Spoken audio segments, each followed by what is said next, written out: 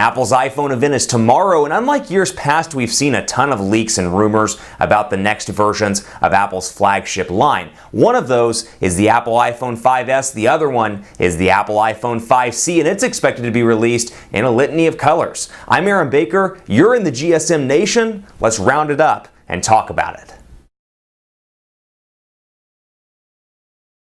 Apple's yearly iPhone event is tomorrow, and the Cupertino-based company is expected to release two new Apple iPhones. One is the Apple iPhone 5S. It's the successor to the Apple iPhone 5, and it's expected to pack features such as a 13-megapixel camera, a fingerprint sensor as well, which involves changing the design of the home button to accommodate it, Apple's iOS 7, and some minor design changes, but overall, much like previous S model devices, it's going to look reportedly exactly the same as the Apple iPhone 5 in a lot of ways. The biggest difference, it's going to come reportedly in three different colors this time around: black, white, and champagne, or as some are calling it on the internet, gold. It's certainly been polarizing looking at Apple fans talking about it, because some people love that gold, some people hate that gold and say that if Steve Jobs were alive, he never would have done that.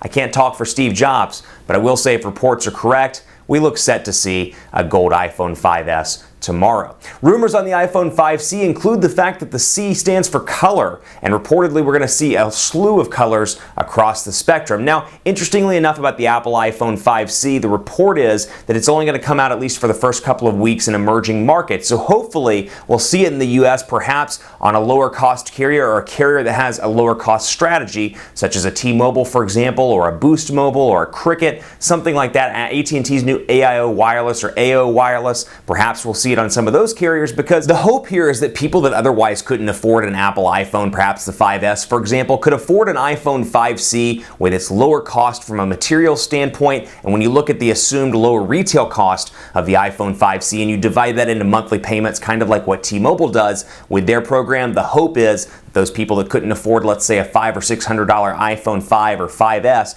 could afford somewhere between, let's say, a $300 or $400 Apple iPhone 5C. We'll find out tomorrow what the actual retail cost is, but my hope is that it's somewhere between that $300 and $400 price point, which will be great for both emerging markets and for people in the US that don't want to spend a ton of money on a high-end smartphone.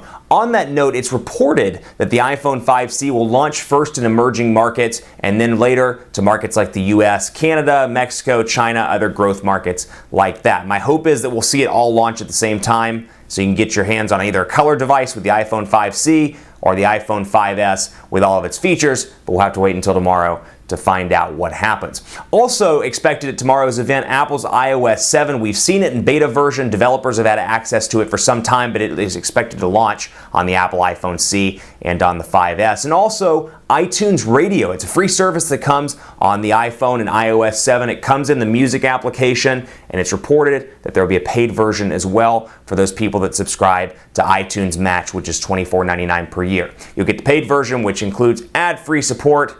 You can launch it, play that music without worrying about ads, but otherwise it's free, and it will come in iOS 7, which is reported to come on the 5C and the 5S. So expect all of that tomorrow at Apple's very special event in Cupertino, California. But in the meantime, I want to hear from you. What do you want to see from Apple tomorrow? Pick one, two, or even three things and let us know on Twitter at GSM Nation or on Facebook at facebook.com/GSM Nation. We'll be here to round up all the news as it happens, so keep it locked on GSMNation.com. And I'll see you next time.